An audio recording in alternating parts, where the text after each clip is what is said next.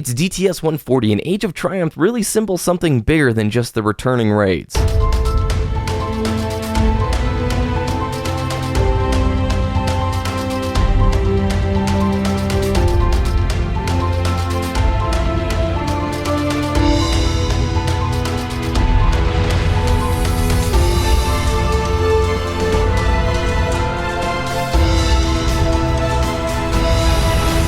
You're listening to Destiny the Show.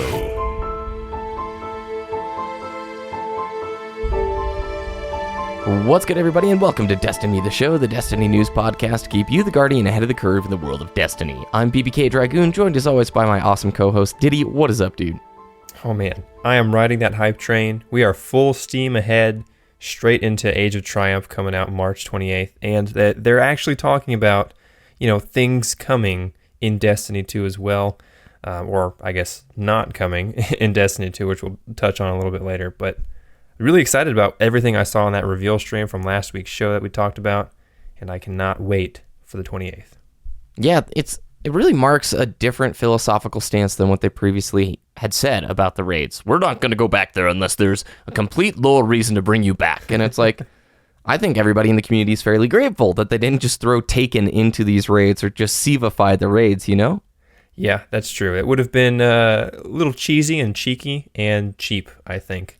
But now they're just like, have fun, relive those moments from Vanilla and Year 1, or I guess just Destiny 1 in general, and you're going to get everything you ever wanted in this one update.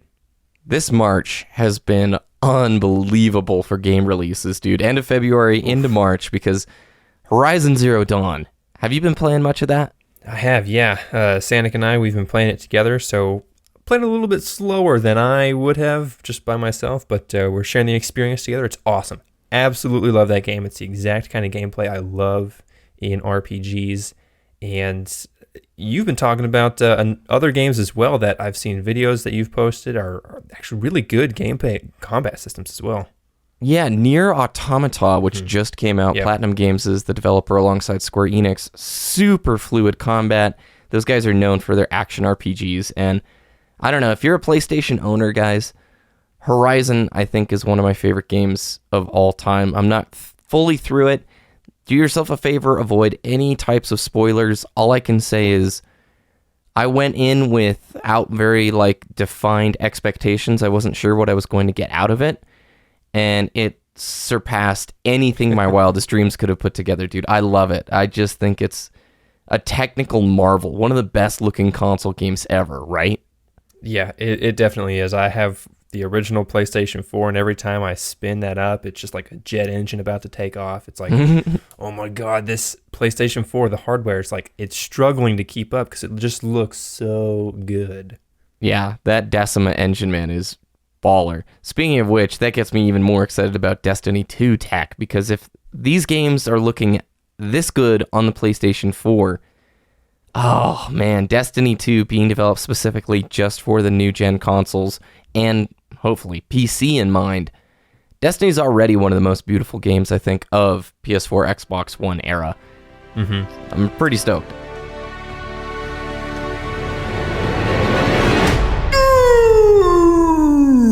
All right, everybody, so to quickly recap, Age of Triumph, the first reveal stream happened last Wednesday. It broke down some main stuff for us. Did he take us through kind of the overview real fast of what Age of Triumph is if somebody missed out on last week's show?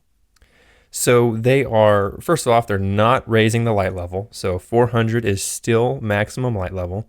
We're getting updated Vault of Glass, Crota's End, King's Fall, and Wrath of the Machine, kind of. They're tweaking the loot tables. They're bringing all that gear up to current light level. So you are going to get that 400 light level Fatebringer or new Vogue armor as well.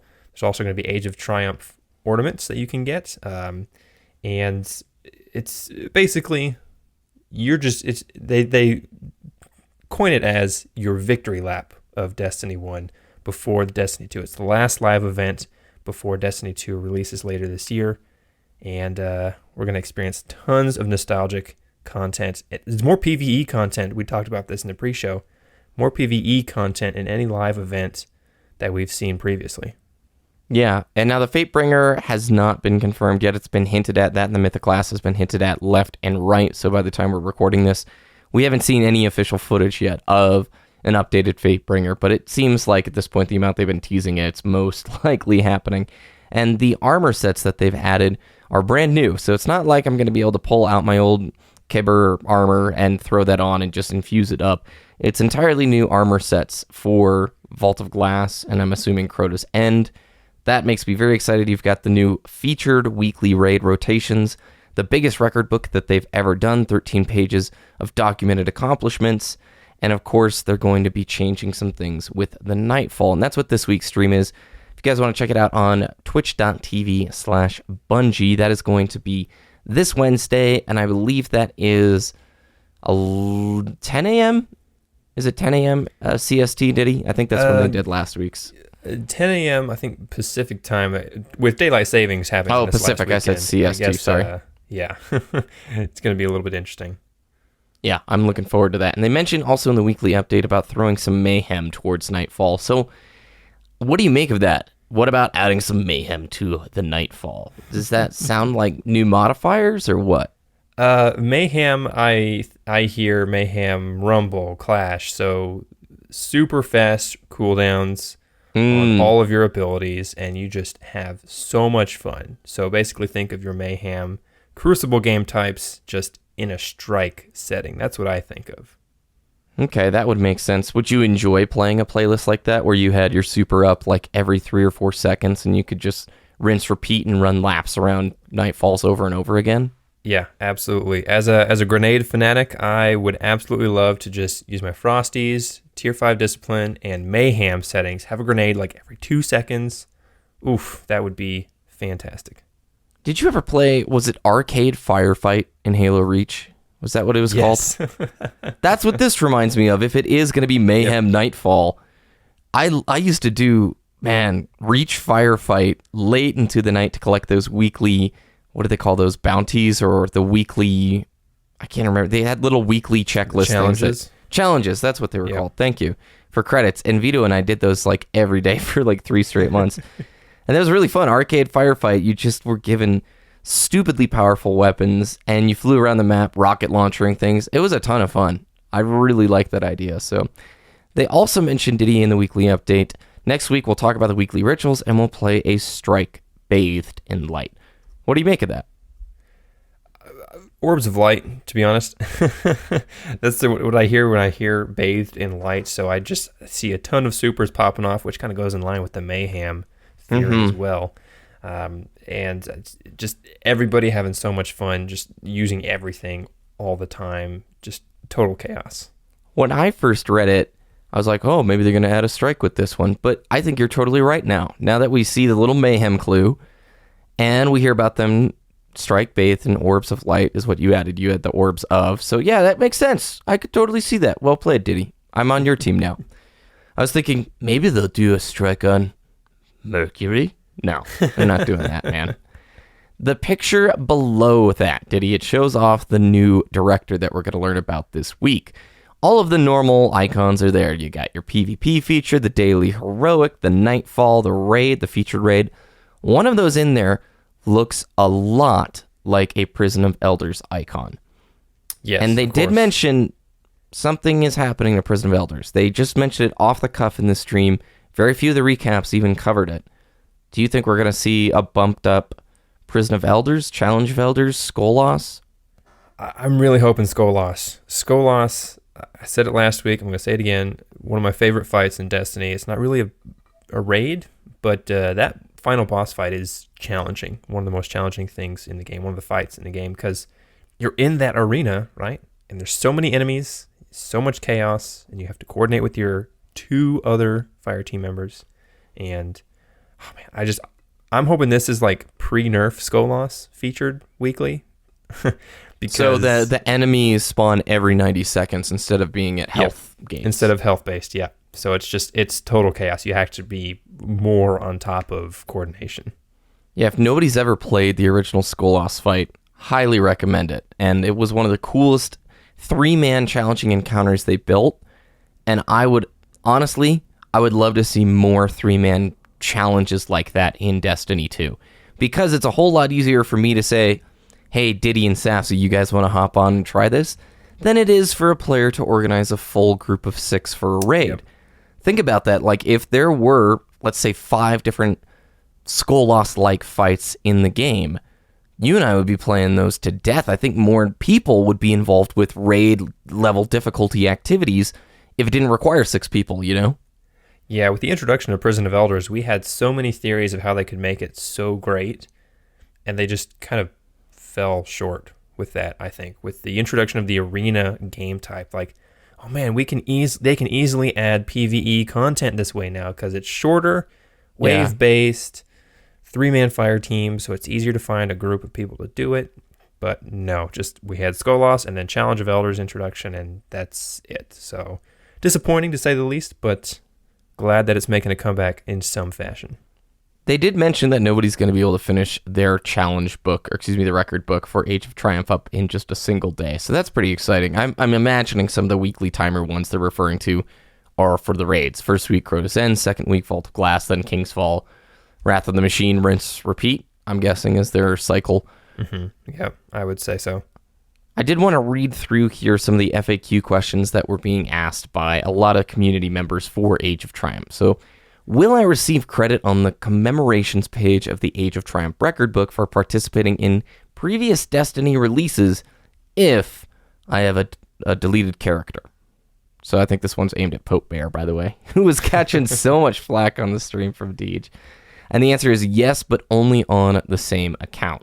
So if you have deleted a character, as long as you're still on that same account, you can still activate the nodes that align with the commemorations page. So I know there's a lot of people who are doing perma-Destiny runs who are using the same account that were worried about this. The second question is, will I receive credit for participating in previous Destiny releases if I've upgraded from a legacy console? Yes, but only if you successfully completed the account import process at the time of upgrade. In that case, players who have migrated from a legacy console to a console within the same family will receive credit for participation in previous Destiny releases. So basically, if you came from PlayStation 3 to PlayStation 4 or 360 to Xbox One. And I'm assuming that import process, Ditty, was right before 2.0. Do you remember that? Yeah, so upgrading it from a legacy console, you actually had to perform a character upgrade, basically, on the internet somehow. This Bungie site, yeah. And basically, the current generation consoles had to import your character's data to that platform. And if you had that historical data and it was imported correctly to the newer console, then yes, you will have that historical data for the record book. Yeah, there was a big framework thing behind the scenes that they were updating, because even people on PS4 and Xbox One, I remember, I think it either happened automatically, but our stuff was transferred over to the new back-end method. I'm pretty sure I remember that, you know? Yeah, it's like if you upgrade your computer from Windows XP and you buy a new computer that has Windows 10 on it, unless you transfer the data, your new computer is not going to have everything. So that's how it is. The $1,000 question, will there be any increase to vault space? And the answer is no. The kiosks that are in the game now are the final storage solutions implemented for Destiny 1. That was it. There's no additional commentary. There's no, hey, sorry guys, we tried our best. But, you know, it is what it is. There's not going to be any more vault space before Destiny 2. And that's sad for me because I will be deleting some gear, especially to find space for this new raid set stuff. But what can you do, man? I'm sure they tried, and I bet it's just a technical limitation. If they could have overcome it, they probably would have. I don't think it's just like, man, we'll get to it whenever. I imagine it represented a huge engineering challenge for them. Speaking of which, with Age of Triumph, Ditty, there are 3 quality of life changes that Sun Soul Jashin wrote about on Reddit, and I wanted to highlight here. What is point number 1, if you have that link open? He says, please, Bungie, get rid of the axe icons at the top right corner of gear. It's irrelevant now. It implies the newest and most relevant gear. All of the Taken King items had this removed with Rise of Iron released. It's not about being part of an expansion. Gotcha. And number 2 and 3, I think, are like the most important. What are those? Please, Bungie, I'm quoting here, of course. please, Bungie, change the application icon to the, I can't speak Latin, Ateus Triumph 1 symbol, and get rid of the snowy Rise of Iron icon. Again, we're past Rise of Iron. It's no longer the only relevant set of activities. We're returning to old content, sure, but you're adding new things and updating the content. Rise of Iron had its time. Bring on the Ateus Triumph. Atos, yeah. Yeah, Atos. Whatever. You're probably right. I don't know how to pronounce that either. But the third thing is the title screen music. And this one probably rings true with you, and you can explain it better than I can. But they want to hear the original game's title screen music and orbit music, right? Yes. So Vanilla Destiny had the very soft, soothing chimes that kind of faded in as you opened the title screen. And then it was the horn solo. You know, I'm awful at singing, but of course. No, dude, I got the nostalgia right there. That worked. That original Destiny horn theme, it was just like so mysterious and awesome and epic. There's definitely a difference with Destiny music now that Marty has gone. Marty had a very space opera feel to it, and now it's more of the Michael Bay theme, explosions and action sequences now. So it's definitely a difference. It's still fantastic, and I love all of it, but it would really hit the nostalgia feels if they brought back the original title menu music. I don't want to say it carries the same weight as the Halo theme song, because I don't think it does, but that vanilla music, even when you just sang the first few notes, immediately I was like thrown back to vanilla Destiny. Music does play a huge role in all of these things, and while I like Rise of Iron, I don't really enjoy the title screen music or the orbit music as much as I do that old school stuff. Whenever I go and put together a video of like Thornpocalypse era gameplay and you're in orbit and you just hear that, the sounds and the sights, you're like, mystery. There was just this mysterious sense to Destiny that I think has sort of been traded in, like you said, for the more tribal drum, pulsating, pushing forward, aggressive, big fight kind of music, right? Yeah, and like, I mean, the Age of Triumph trailer has that Last Array theme song from the Last Array story mission where you're fighting off the waves of enemies in the Cosmodrome, and it's just like, wow, yeah, I remember that, and that was epic. Mm-hmm. First time you did that mission in the beta, you're like, dude, they just keep coming through the door. This is intense. I remember when the beta was there, on Reddit, somebody had like isolated that music from their game recording and looped it for 30 minutes. And it was like, here's a 30-minute version of the Last Array music. That was awesome, dude. Back in the day, which was a Wednesday.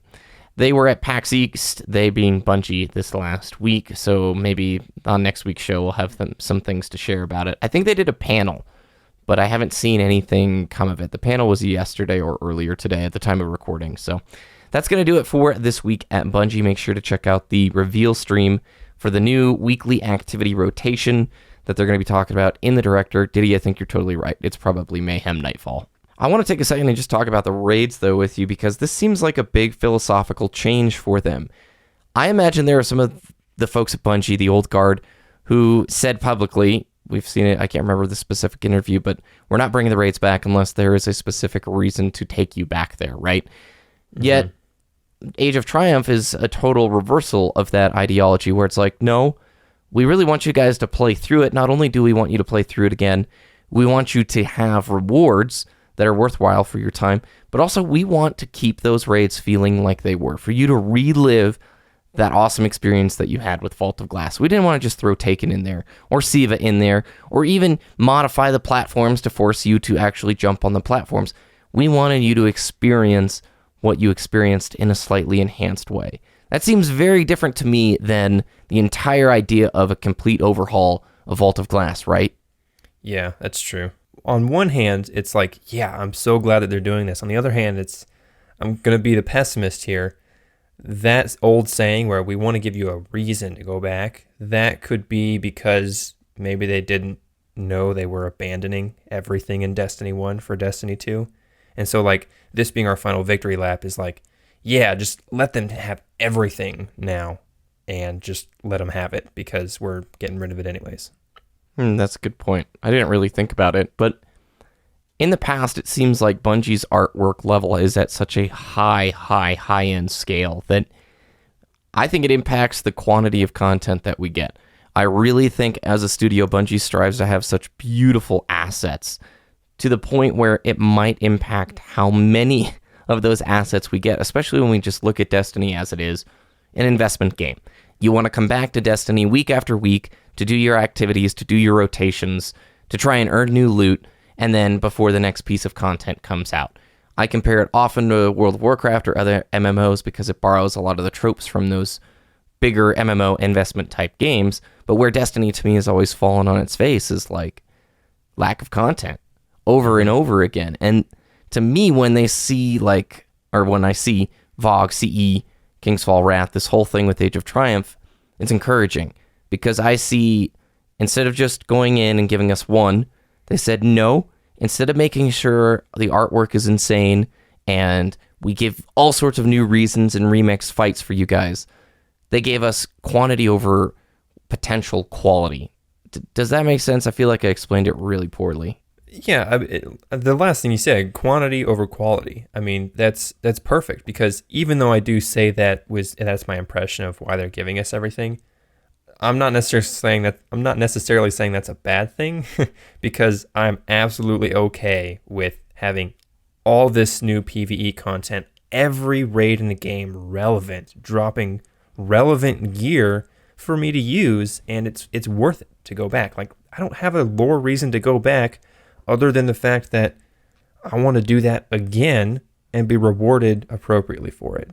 And it doesn't matter that, yeah, some of the newer raids have fresher mechanics or fresher loot tables or fresher boss fights.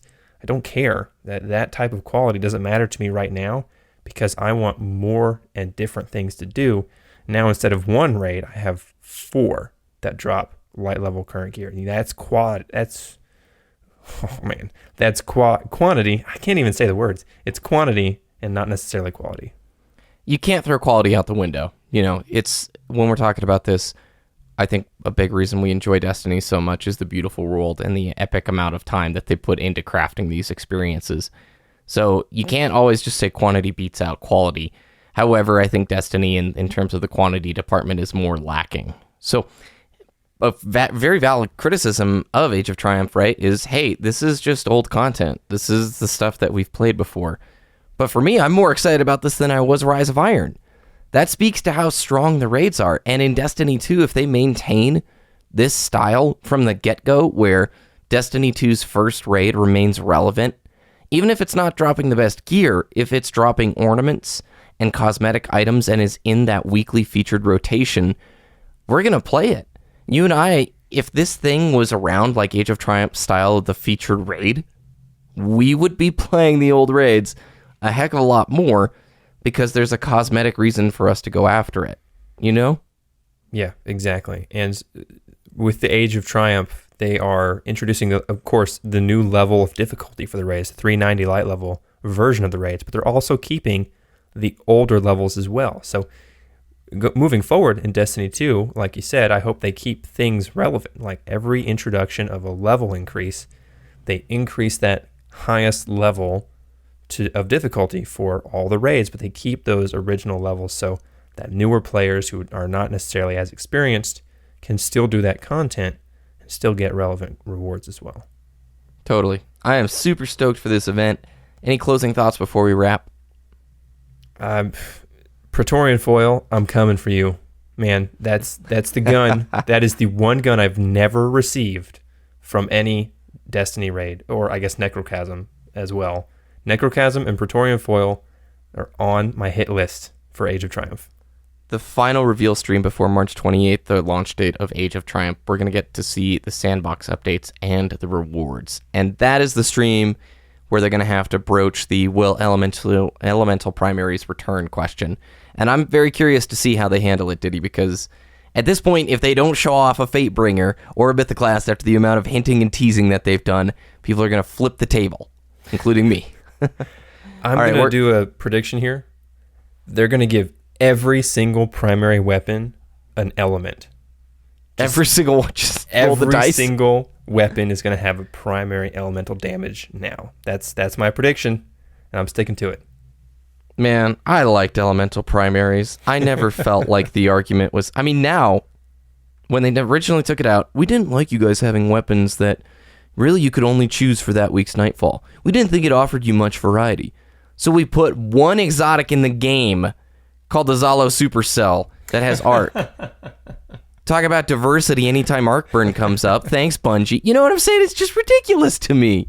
Yep, I bet Zalo's usage rate for Arcburn Nightfalls increased 300% every single week. Every single time it came around. All right, where can people find your content, man? Twitter.com/Ditty, DTS, DITTY, DTS, and YouTube.com/Wooshness, WOOOSHNESS. You can follow us on Twitter at Destiny the Show, and you can go to our website, destinytheshow.com, for all the links from today and more. Hang out with us on Discord, discord.me/Destiny the Show. I'm sure we'll be running some LFGs when the new raids get here. You can follow me at BBKDRAGOON on both YouTube and Twitter. Thanks for listening, everybody. Have a good week, and we'll see you next time.